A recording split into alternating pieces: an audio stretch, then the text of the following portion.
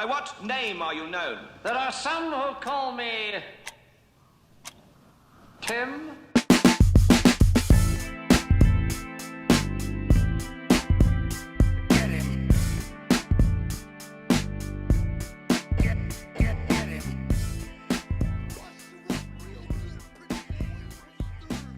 Hey, what's going on? You're tuning into 20 Tim Minutes. This is a podcast that focuses on mental health through humor, insight, and personal stories. I am your host, Tim McCarthy. Welcome to episode 116 or 116 or 11.6, whatever you want to call it. Here I am. Go to 20timminutes.com to learn more about me and the podcast. You can go to my shop and buy some t-shirts and some hats. I have a lot of hats left, not so many t-shirts. I think I have like 6 total, and they're large and extra large. So if you're out there, you want to buy a $5 shirt, you go to 20timminutes.com and you find yourself one, You can also contact me via text. I know you can contact me via social media or through my website and the app. Don't forget to download the app, which is in Apple and Google Play stores. But you can also text me at 781-523-9333. Again, that phone number is 781-523-9333. But yeah. Don't forget, there's also 988 for your suicide helpline. Don't forget to keep that in your back pocket. You never know if someone needs it or even for yourself. Before we get into the episode, I wanted to make sure last week's interview with Marley Frygang from Confessions of a Wannabe It Girl came out. Hopefully you enjoyed that. If not, you should go back and listen to it after this episode. And then this week I have Sonia Callan coming on, who is a former alcoholic that turned into a CEO of Everbloom, which offers specialized small group virtual sobriety meetings, which is a great idea. And we had a great chat. So be sure to check out both of those interviews this week and mine as well. So obviously I missed another week. I was not in the mood to record. I'm not going to lie to you. I'm not in the mood to record today. I don't know how you still listen to this podcast when I'm so negative, but this is the real, raw Tim. This is what you get. I don't want to do shit, but I'm going to do it because of you. And we're going to have a great episode today. But yeah, I've just been kind of down in the dumps still. I'm still gaining weight. And I went to get my physical for the year. And he's like, yeah, you've gained about 30 pounds in 3 years. So that's 10 pounds a year. And I'm like, shit, thanks. So then we got to the conversation about my sleeping, because I'll fall asleep and I'll stop breathing for a little bit. Then I'll like gasp for air. My sleeping is very bad. And also you need to have good sleep for your mental health. And that's not helping me out. I was like, I think I have sleep apnea. He's like, you ever thought about losing weight? I was like, you ever thought about getting punched in the mouth? I didn't say that to him. He's actually a really good doctor, really good to me. But I bought some C4, which is that pre-workout. I was never a big pre-workout guy, but I'm trying to find different avenues to get myself motivated. And that stuff's like powdered cocaine, which cocaine is powder. So I don't know why I said that. But yeah, I'm hoping to get back in the gym thoroughly. I need to eat a little bit better. I'm a big zebra cake guy. I eat zebra cakes like all the time. I have a zebra cake tattoo.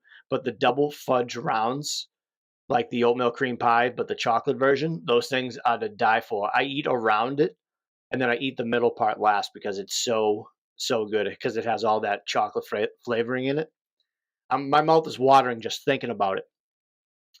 Yeah, that's mental health for you. You know what I mean? It's like I know I'm eating shit, and I don't want to. And like my body still goes to like McDonald's or 7-Eleven and stuff. Like I can't stop myself.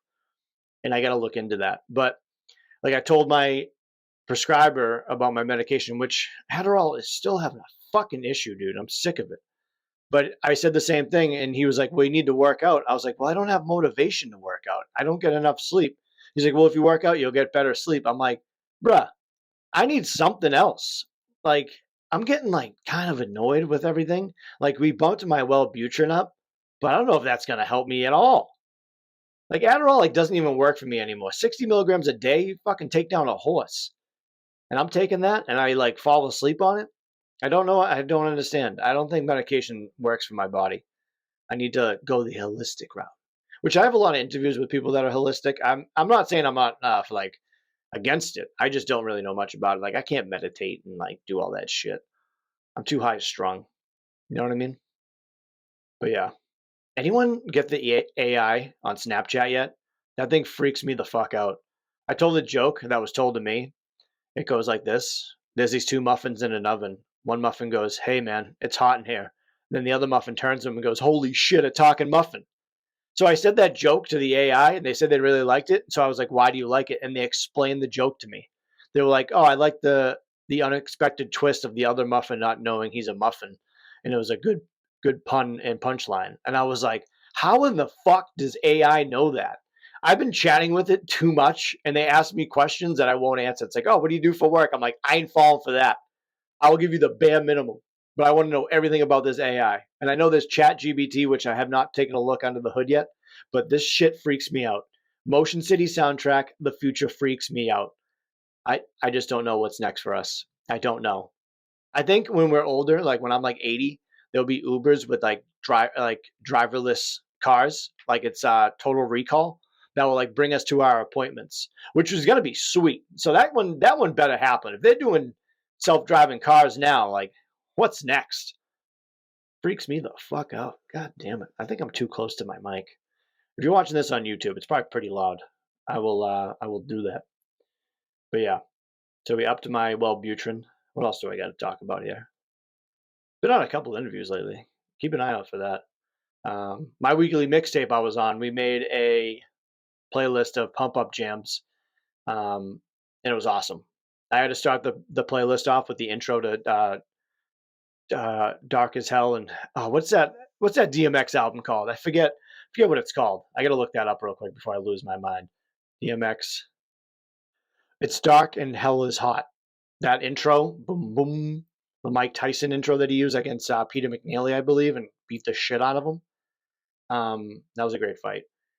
Fights are great, only if you do them correctly. I don't know what the hell I'm talking about. But yeah, I went up on my Wellbutrin. We'll see how that goes. I'm also having issues with my mic lately. I don't know if it's the wire. I changed the wire twice that goes into my computer, so I don't know what it could be. It's got to be the mic, right? It's it's old enough. I think it's like 2010 old. Um, yeah, I don't know. No one gives a shit. Um, so the Adderall shortage was supposed to be like back in April, we're in April right now. Shit. Some doses aren't expected to be available until mid-May by the earliest, a month later than earlier estimates, according to the Food and Drug Administration, the FDA. Your boy knows that he likes acronyms. Um, but yeah, it's getting very annoying. I got a message right away when my medication got deposited. That makes sense, and it was like, yeah, we're out of the Adderall. It's super annoying. Oh, I wanted to talk about this. Let's talk about sex, all right? Sex is not talked about enough. And then the correlation between mental health, there is one. And we're going to go into it. First off, anxiety is one of the biggest contributing factors of ED, erectile dysfunction in males. I've talked about this in a very old episode. It's called Play-Doh Dick, which is the episode name. And it is the worst. Some of this medication makes your penis just not work. And you're like trying to like just use it like it's just Play-Doh. You know what I'm saying? I don't want to get too detailed or too gross, but there is a lot of medication out there that really ruins a night. That can really ruin a night. You know what I'm saying? You know what I'm saying? You know what I'm saying. Uh, a number of SSRIs can take a serious hit on your libido. That's because they increase your serotonin in the brain, which tempers depression and anxiety, but can also zap sex drive or inhibit the ability to feel sexual pleasure. So yeah, that makes sense. That's because your serotonin is at an all-time high, so it doesn't need another relief to get you that high. So maybe you should have sex before you take the medication, so you'll have like a different type of serotonin. Maybe. I think that's the way to do it. Schedule your sex appointments correctly, people, and then use them around your medication.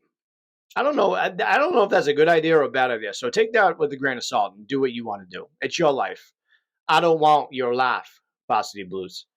Um, Another thing that is with sex is the PTSD. I like people that get sexually assaulted, and it can be very tough on them. So communication is key when it comes to that. You got to handle that very well because a lot of people with PTSD obviously have flashbacks of certain criteria. So that was one I noticed, obviously. and it's unfortunate, but that is another connection with mental health when it comes to sex. So don't forget about that aspect on the other side, which people have trouble with. Um, yeah. So one of the hormones released during an orgasm is serotonin, leaving you feel soothed from stress and anxiety. A lack of sex can be harmful, causing your self worth and confidence to plummet. You need look at that. That is facts that you got to have some sex to have some good mental health. I'm all for this right now. Get it off. Get your serotonin up. Orgasm, get your serotonin up. The benefits of this, having sex, obviously, you can lower your blood pressure, better immune system, better heart health, possibly including lower risk of heart disease. It's like eating Cheerios. Improved self-esteem, decreased depression and anxiety, increased libido. Hell yeah. Immediate natural pain relief. I don't know how that works. Better sleep. All right. Increase as I talk about, I have terrible sleep. Yeah, put that together, people.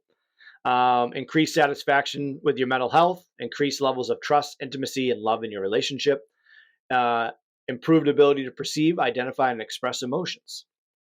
That's great. Go have sex. Go have protected sex. Okay? That's a 10 minutes tip. Wrap it up. You can't be passing things along.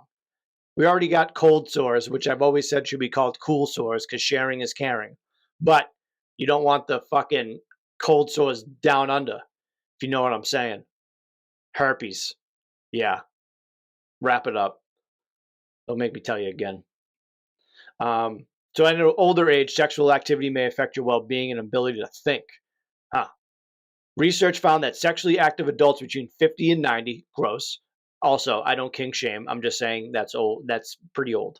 Had a better memory. They were also less likely to feel depressed and lonely. So all you grandparents out there, tell your grandparents, all right, go to them and say if they want a better memory with less depression and less loneliness, tell them to go have sex. But you know what? You got to give them the 10 minutes tip and tell them to wrap it up. They're old school. They might have something totally different. Who knows? Might have TB. Is TB? Yeah, TB is contagious. Oh, it was contagious. It's not around anymore. Tuberculosis. Am I talking out of my ass again? That's always fun when I just make shit up and I don't know. And people can't correct me until like the day later and I don't care because the episode already aired. Fuck it. Oxytocin. Your body releases oxytocin, also called the love or intimacy hormone. Hello. And endorphins during an orgasm. The combination of these hormones can act as a sedation. Like I said, better sleep, a stronger immune system, longer lifespan. Whoa. Feeling more rested and having more energy throughout the day. Another study shows that sexual activity can provide full or partial relief from migraines and cluster headaches. Don't know what a cluster headache is, but I figure it's a combination of a lot of headaches at once. 60% of people reported an improvement during a migraine. 70% reported moderate to complete relief during a migraine. 37% reported improvement of symptoms in cluster headaches, and 91% reported moderate to complete relief in cluster headaches. Huh. Look at this. Look at all these facts I'm facting out to you. Just sex. Again, I don't kink shame. Whatever you're into, you're into. I'm not gonna sit here and say you're less of a person because you do some weird shit behind closed doors. You ever think about that? When you're in like a big group of people, you're like, which one of these people like dress up like a dog and have like sex in like a bowl? You know what I'm saying? Again, don't kink shame. I do not kink shame. That's your bag. That's your bag, baby. You know what else I also notice? I always say, I'm like, out of these group of people, it's like, which guy you think, oh, or girl, like which guy or girl do you think is a pedophile? Because they're among us and we just don't know. So you got to keep your wit. You can't trust anybody anymore. You talk to somebody, you have no idea. They can spike your drink. They can do some shit. I don't know. Just be careful out there. So in men, a recent review found that men who had more frequent penile vaginal intercourse, PVI, which is just penetration of the penis into the vagina. You know, one study found that men who averaged 4.6 to 7 ejaculations a week were 36% less likely to receive a prostate cancer diagnosis before the age of 70. That's great because I come from a lineage of prostate cancer and I'm fucking scared. So gotta get my numbers up. I get the 4.6 to 7 ejaculations a week. Gotta pump those fuckers up, pump those fucking numbers up. This is in comparison of men who reported ejaculating 2.3 or fewer times a week on average. For men, sex may affect your mortality. One study that had a 10-year follow-up reported that men who had frequent orgasm, defined as 2 or more a week, had a 50% lower mortality risk than those who had sex less often. Although results are conflicting, the quality and health of your sperm may increase with increased sexual activity, as some researchers suggest. Now let's talk about the women, guys. It's all we gotta go on both. We gotta talk about the women. They're the other partner when it comes to PVI, penis into vagina. That's how babies are made. This episode has gone zero fucks, and that's where I'm going with. I love it. In women, having an orgasm increases blood flow and releases natural pain relieving chemicals. Sexual activity in women can improve bladder control, reduce incontinence, yep, relieve menstrual and premenstrual cramps, improve fertility, build stronger pelvic muscles. That's pretty sweet. Put your hands up on my hip. When I dip, you dip, we dip. That'd be a great dancer. Help produce more vaginal lubrication. Well, potentially protect you against endometriosis. Don't even know what that word is. Hold on, let me try it again. Potentially protect you against the growing of tissue outside your uterus. Yeah, I don't know a woman's body too well, which would make sense because I'm a man. The act of sex can help straighten your pelvic floor, which is cool. A straightened pelvic floor can also benefit the less pain during sex and reduce chance of vaginal prolapse. Well, one study suggested shows that PVI can result in reflexive vaginal contractions caused by penile thrusting. Women can continue to be sexually active after menopause, are less likely to have significant vaginal atrophy. Atrophy? See, this is where I get fucking fucked up. So pretty much having sex, whether you're a man or woman or whatever you identify as. Again, I don't shame people. I don't kink shame. Let me know what you're into sexually, because I would love to know. Just kidding. I'm not going to do that to you. All right, let's move on. Don't forget, guys, I'm talking to the fellas out there real quick. All right? Because this is a big thing. It's being vulnerable. Despite progress, being openly emotional is still viewed as a feminine trait, but there's nothing wrong with tapping into your feminine side regardless of gender. I am okay and content with my sexuality. I'm very vulnerable, as you know, with this podcast. I give zero fricks, and that's just the way it is. Holding in emotions not good or dealing with them unhealthily leads to several physical and mental health problems. So if you're feeling vulnerable, go have some sex, some good adulterated sex, if you can. Sharing feelings doesn't show a lack of strength. It's actually a sign of resilience. One study found that people experience at least one emotion 90% of the time, with joy being the dominant feeling. Who doesn't love joy? What brings you joy? Huh? What is it? Hiding feelings won't make them go away either. So that's another big thing. So don't let it things just pile up. And I've done that before. And the reason I never was vulnerable too much back in the day was I didn't want to just be judged. I don't think I was scared because I'm comfortable with showing my feminine side. You know what I mean? I have an older sister. I got a mom. I know how to be feminine. But yeah, just it's not easy. Having a support system is great. And also having good friendships with people that you can open up with. It's good to have those open talks. Again, you can contact me and we can chat 781-523-9333. And you can reach Tim McCarthy. We can talk about sex if you want.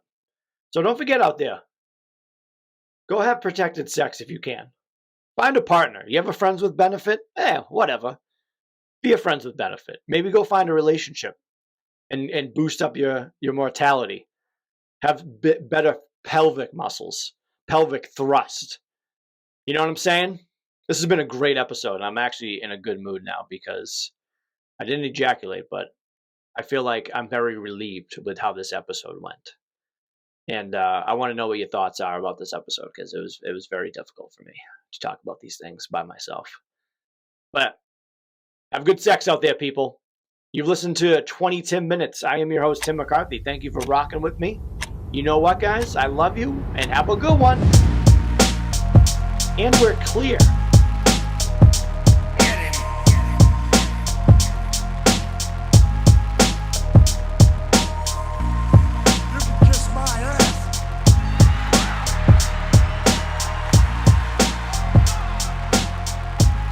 This podcast is not intended to be a substitute for professional medical advice, diagnosis, or treatment. Always seek the advice of your physician or other qualified health provider with any questions you may have regarding a medical condition. If you are feeling suicidal, please dial 911.